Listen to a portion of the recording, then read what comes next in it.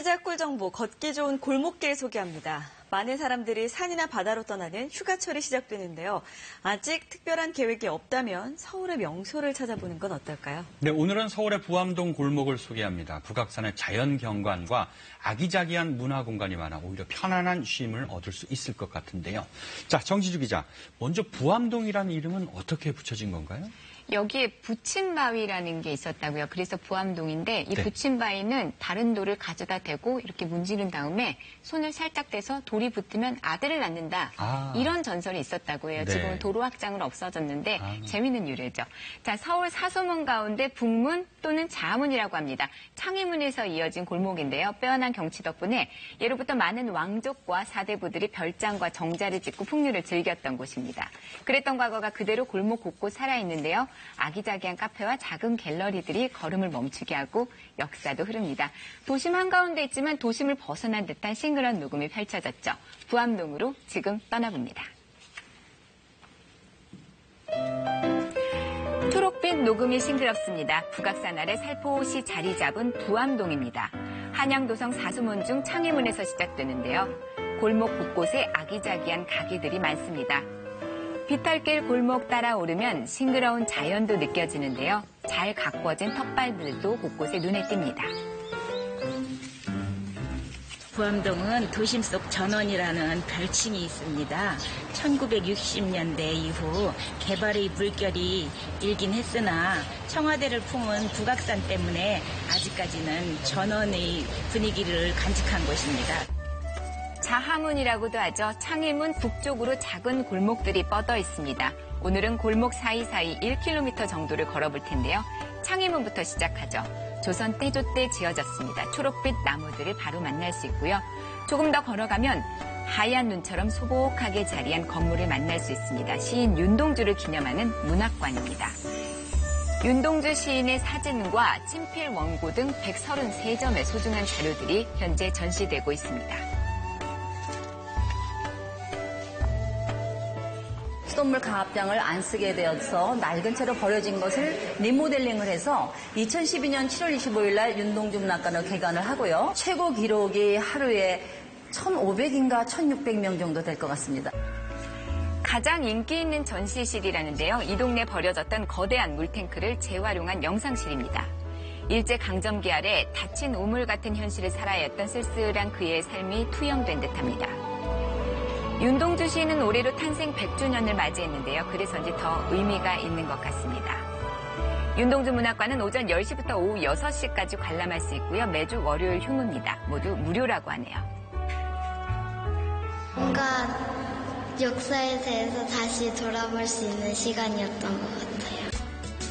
윤동주 시인 발자취 따라 계속 걸어봅니다. 문학관 왼쪽 가파른 계단을 오르면 시인의 언덕이란 곳을 만납니다. 자, 이곳은 윤동주 시인이 연희전문학교 재학 시절에 자주 찾던 곳이라는데요. 가슴이 탁 트이죠. 윤동주 시인도 답답했던 마음 여기서 달래지 않았을까 싶습니다. 시비 앞에서 걸음 멈춰 서시 한번 읽어봅니다. 암울한 현실을 극복하려는 자아성찰의 시 세계가 오롯이 이곳에서 느껴집니다. 산책하던 길이라고 하니까 더 마음이 윤동주 시인에게 가까이 가는 느낌이 들고 자주 와봐야겠다는 생각이 들었어요. 창의문 북쪽 골목 제대로 돌아볼까요? 한적한 주택 사이에 나무에 둘러싸인 집 한 채. 자, 아담한 정원을 지나서 안으로 들어갔더니 자, 먼저 코가 호강을 합니다. 보글보글 뚝배기에 담겨 나오는데 얼큰한 찌개 같습니다. 잘못 짚었군요. 이곳의 대표 메뉴라는 표전 가지찜입니다. 일반 가지찜과는 차원이 다른 자작한 국물이 특징이라는데요. 매운탕 같이 얼큰해. 매운탕. 이 얼큰한 가지찜 어떻게 만들었을까요? 먼저 껍질 벗긴 가지는 3등분하고 10십자로 칼집낸 가지 속엔 양념한 돼지고기 넣어줍니다. 냄비에 가지를 담고요. 육수를 부은 뒤 적당히 끓이는 거죠. 여기에 고춧가루와 대파, 살포시 얹어서 마무리하면 퓨전 가지찜이 완성이 됩니다. 가지찜 나왔습니다. 네.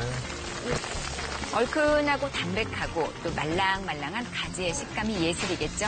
이게 바로 이열치열 아닐까 싶습니다.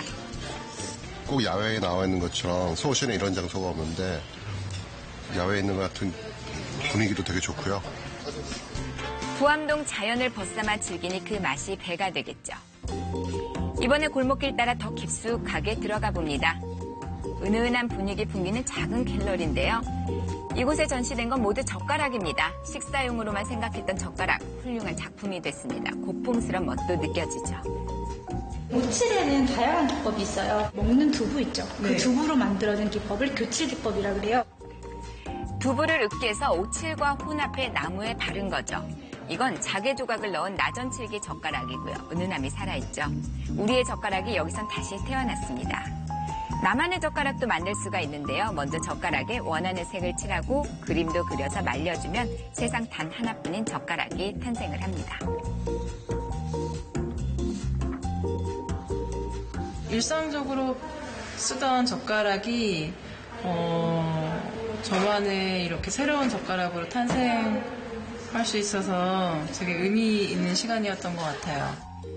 예쁜 카페가 많은 골목을 이제는 본격적으로 좀 더 걸어볼까요? 자, 좀 힘들지만 오르막길 끝에 오르면 부암동의 대표 명소를 만날 수가 있습니다.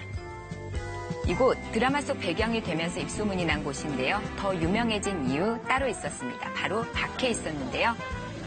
구름 낀 산 아래 부암동이 한눈에 펼쳐졌습니다. 사진 꼭 찍어야겠죠. 기막힌 풍경을 감상했다면 명당 자리에 앉아서 커피 한 잔의 여유도 만끽을 해봅니다. 북악산 풍경 속에 앉아있으면 시간은 느리게만 흘러갑니다. 서울 같지도 않고 되게 편안한 느낌의 쉼을 찾을 수 있는 것 같아서 좋은 것 같습니다. 바쁜 서울 속에 이런 여유가 있었습니다. 낭만과 운치가 흐르는 도심 속의 전원, 서울 부암동 골목이었습니다.